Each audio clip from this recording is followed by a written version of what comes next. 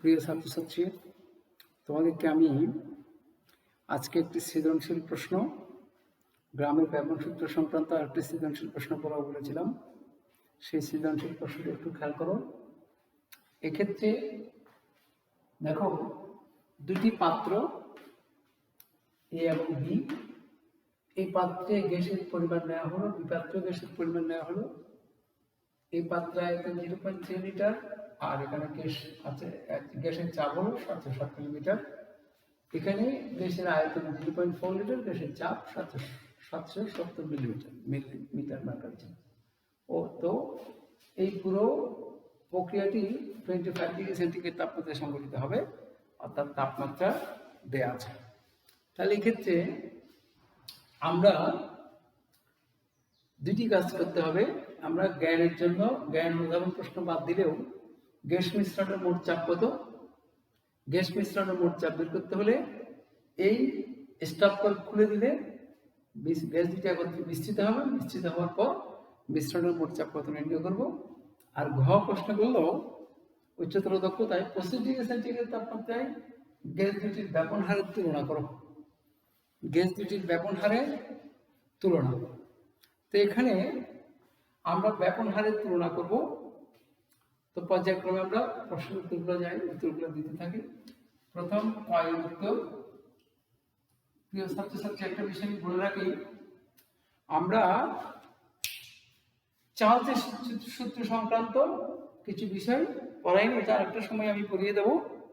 তো এখানে পরম ভিন্ন তাপমাত্রা হবে যে তাপমাত্রায়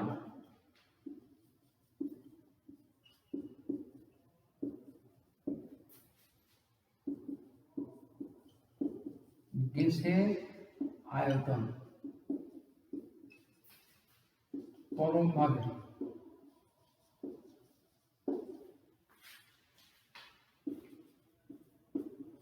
শূন্য হয়, অর্থাৎ -273 ডিগ্রি সেন্টিগ্রেড তাপমাত্রায়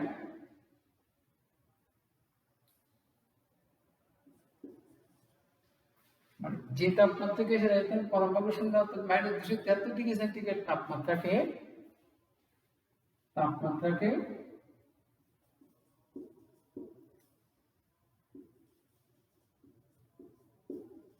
পরম শূন্য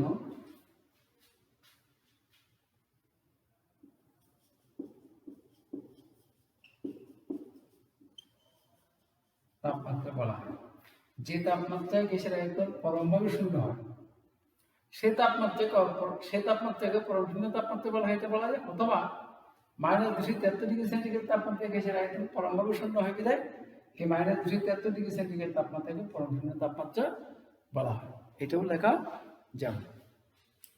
তো এর পরবর্তীতে খতে অনুধাবনের একটি প্রশ্ন আছে, একটু কারণ মান নির্ণয় করো।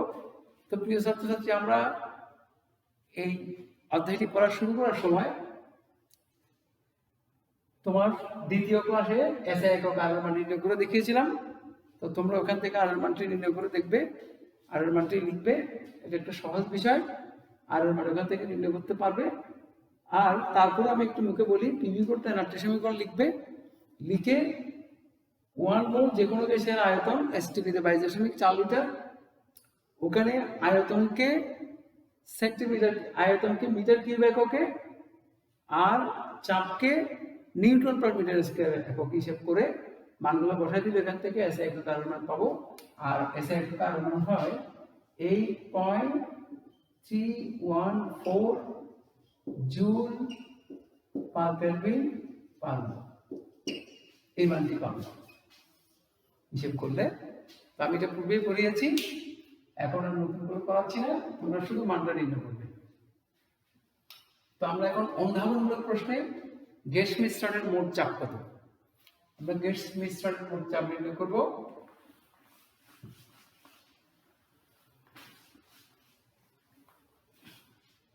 একটি কথা বারবার খেয়াল করবে, গ্যাস মিশ্রণের মোট চাপ নির্ণয় করতে হলে স্টপ কল খোলা থাকতে হবে। তাহলে উচ্চতর প্রয়োগের প্রশ্নে আমরা লিখব ডাল্টনের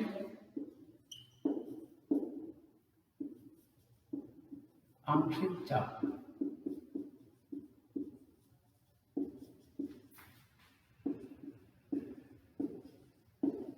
আংশিক চাপ সূত্র মধ্যে পাই, এটা হচ্ছে P equal to P1 V1 plus P2 V2 ভাগ মিশ্রণের মোট আয়তন। তো এখানে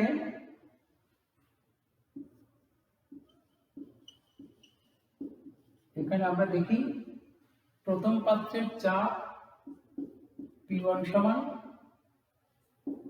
76 মিলিমিটার মার্কারি চাপ, আর আয়তন V হলো আয়তন V1 সমান 0.3 লিটার। দ্বিতীয় পাত্রে চাপ P2 সমান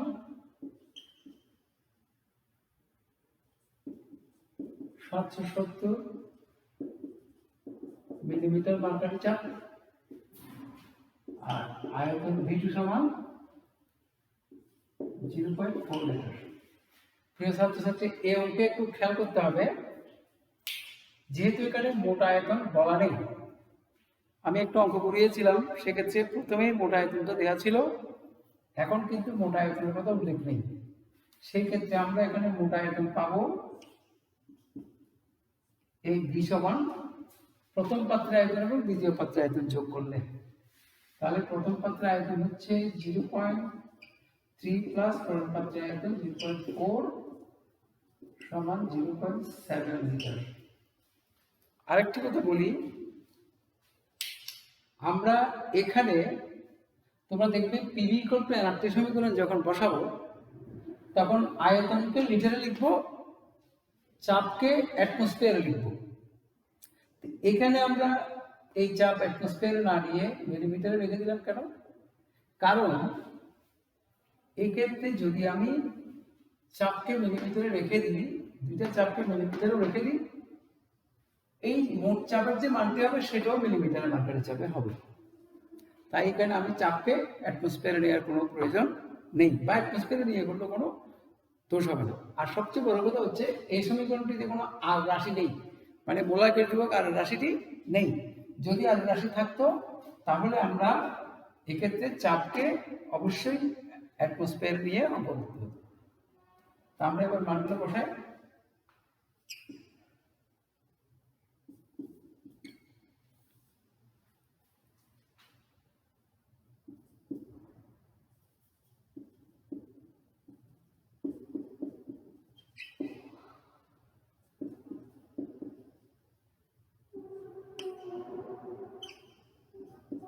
প্লাস P2 এর মান হচ্ছে 770 মিলিমিটার মার্কারি চাপ,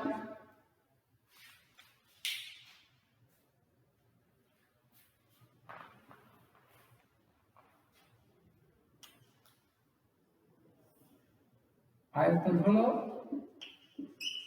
0.4 লিটার, আর এখানে মোট আয়তন আসছিল 0.7 লিটার।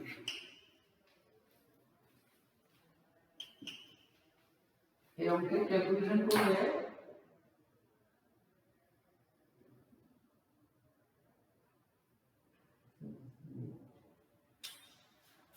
এই অঙ্কের ক্যালকুলেশন করলে 778.56 মিলিমিটার মার্কারি চাপ, এই মানটি পাওয়া যাবে। তো আমরা এইভাবে গ্যাস মিশ্রণের মোট চাপ বের করতে পারি। এখানে আরেকটা কথা বলে রাখি আমি, যদি অঙ্কটি এরকম বলতো যে এখানে 30 ডিগ্রি সেন্টিগ্রেড তাপমাত্রায় গ্যাস মিশ্রণের মোট চাপ কত, তখন আমরা কি করতাম? খেয়াল করো, এখানে আবার গেলুসেকের সূত্র মতো আমরা পাই এ ধরনের অঙ্ক একটা আগে আগে করিয়েছিলাম, কিন্তু আবার এখানে গেলুসেকের চাপের সূত্র মতো আমরা পাই। তখন এটা ধরতে হবে P1, P1/T1, T1 হবে এটা,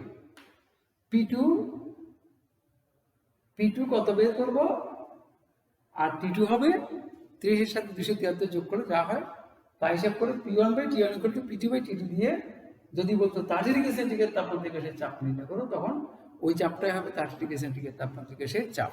আর যদি কিছু বলা না থাকে, এভাবে আমি যা প্রশ্ন দিয়েছি এরকম থাকে, তাহলে যেমন করেছি সেভাবে অঙ্কের উত্তরটা হবে। তো প্রিয় ছাত্রছাত্রী, আমরা এবারে উচ্চতর দক্ষতায় যাব। উচ্চতর দক্ষতার প্রশ্নটিতে দেখো বলেছে গ্যাস দুটির ব্যাপন হারের তুলনা করতে। আমরা প্রথমে ঘয়ের উত্তর, ব্যাপন হারের তুলনা করতে প্রথম লাগবে কি আমার দুটি গ্যাসের, আমরা জানি এক্ষেত্রে আমরা ব্যাপন হার কি একটু করে বললে গ্রামের ব্যাপন সূত্রটি লিখলে ভালো হবে জ্ঞানমূলক প্রশ্নে। স্থির চাপে কোন গ্যাসের ব্যাপন হার তার আণবিক ভরের বর্গমূলের ব্যস্তাঙ্ক। এখানে প্রথম গ্রামের ব্যাপন সূত্রটি লিখব, তারপর গ্রামের ব্যাপন সূত্র মতো পাই, এখানে লিখে রাখি আমরা ব্যাপন সূত্র মধ্যে পাই, এই জিনিসটা আমাদের প্রয়োজন হবে R1/R2 √M2/M1। এখানে যখন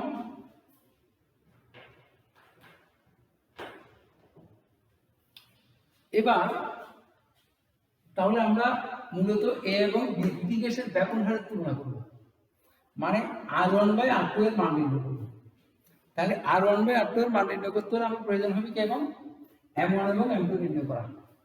তাহলে এখানে কোথাও এটা হচ্ছে গ্যাসের মোট ভর W, এইটাও এই গ্যাসের মোট ভর, তাহলে এখানে কোনো গ্যাসের আণবিক ভর দেওয়া নেই। তাহলে আমাদেরকে এ এবং বি দুইটা গ্যাসেরই আণবিক ভর নির্ণয় করতে হবে। তাহলে ক্ষেত্রে আমরা প্রথমেই এ গ্যাসের জন্য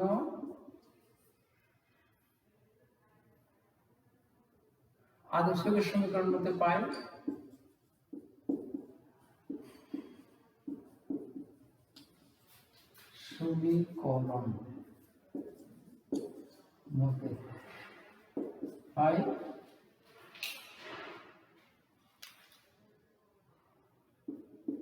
PV = nRT। এখানে PV = n এর জায়গায় হবে W/M, এইটাকে ধরবো আমরা M1, সরাসরি এখানে লিখে ফেলি M1 × RT। তো প্রিয় ছাত্রছাত্রী, আমরা একটু এভাবে লিখি M1 সমান তাহলে কি হবে PV দিয়ে ভাগ করে দেবো। এখানে একটু বিষয় বলি, এখানে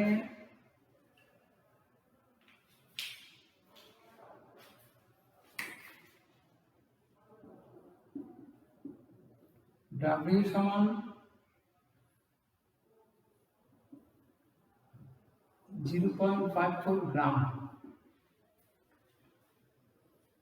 তারপর P সমান 25 + 273 বা 298 কেলভিন। T B সমান 0.3 মিটার, আর P সমান হবে এখানে যে মিলিমিটারের মানটি আছে তাকে আবার 760 দিয়ে ভাগ করলে 1 atmosphere হবে। তাহলে বাকি থাকলো কি টি তে লিখলাম। তাহলে এখানে মান বসে আমরা পি এর মান 1 atmosphere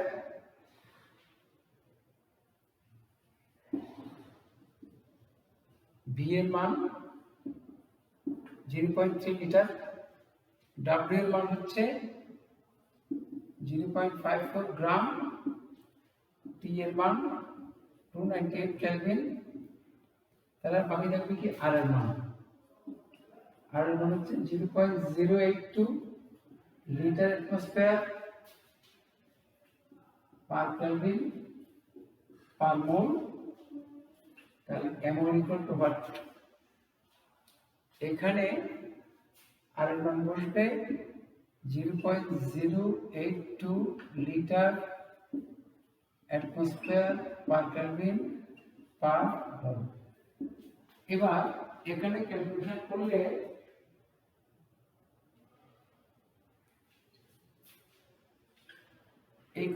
করলে এটা 43.98 গ্রাম পার মোল পানি। এটা বের করলাম।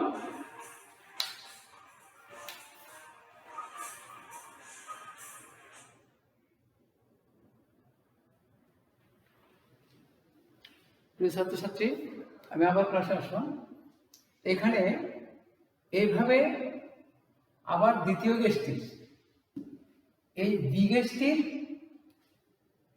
গ্যাসটির জন্য আণবিক ভর একইভাবে আমরা নির্ণয় করব। এইখানে বি গ্যাসটির আণবিক ভর পাবো ক্যালকুলেশন করলে একইভাবে সবগুলো মান আছে এখানে। একইভাবে দ্বিতীয় গ্যাসটির আণবিক ভর পাবো, এখানে একটু ক্যালকুলেশন করলে 36.79 গ্রাম পার মোল।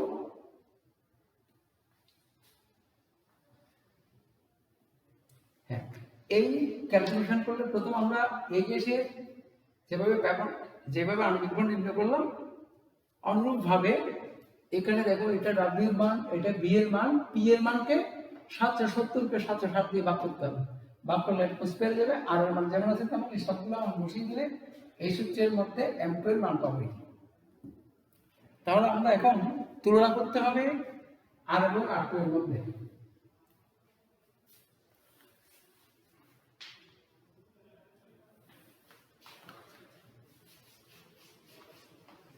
একটি কথা আমি তোমাদের আগে বলি, আমরা ব্যাপনের সূত্রে কি জেনেছি, মানে কোনো গ্যাসের ব্যাপন হার তার আণবিক ভর তথা মোলার ভরের বর্গমূলের ব্যস্তানুপাতিক। তাহলে এখানে গ্যাসের আণবিক ভর যদি বা মোলার ভর যদি বেশি হয়, সে গ্যাসের ব্যাপন হার হবে কম, আর মোলার ভর কম হলে ব্যাপন হার হবে বেশি। তাহলে আমরা প্রাথমিকভাবে দেখো এখানে এটি M1 গ্যাসের আণবিক ভর হচ্ছে 43.98 আর M2 গ্যাসের আণবিক ভর হচ্ছে 36.79। তাহলে প্রাথমিক তোমাকে বুঝতে হবে আগে, প্রথম গ্যাসটির যেহেতু আণবিক ভর বেশি, তাহলে এর ব্যাপন হার কম হবে, আর দ্বিতীয় গ্যাসটির আণবিক ভর কম হওয়ায় এর ব্যাপন হার হবে বেশি। তাহলে আমরা এখন গাণিতিকভাবে কিভাবে দেখাবো, এখানে মানটা করে দেব। এই সুতরাং আর আমরা √M2 এর মান হচ্ছে এটা 36.79 একক। না লিখলে সমস্যা নেই, ওই দিকে একই একক কাটা যাবে। M1 এর মান হচ্ছে 43.98।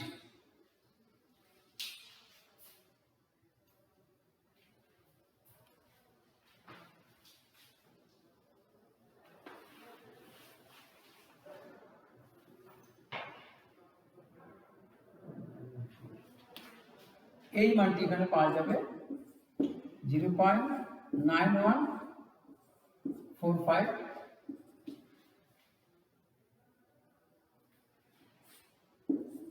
আর একটা জিনিস খেয়াল করো, আমি আজকে একটা জিনিস তোমাদের বলে রাখি এখানে ক্লাসের মধ্যে, দেখো R1/R2 এর অনুপাতটি যদি 1 অপেক্ষা কম হয় তখন সেক্ষেত্রে প্রথম গ্যাসের ব্যবহার কম, দ্বিতীয় গ্যাসের ব্যবহার বেশি হবে। দ্বিতীয় গ্যাসের ব্যবহার বেশি হবে। তাহলে আমরা এখানে জিনিসটাকে কিভাবে লিখতে পারি আরো একটু সুন্দর করে দেখায়। R1/R2 equal to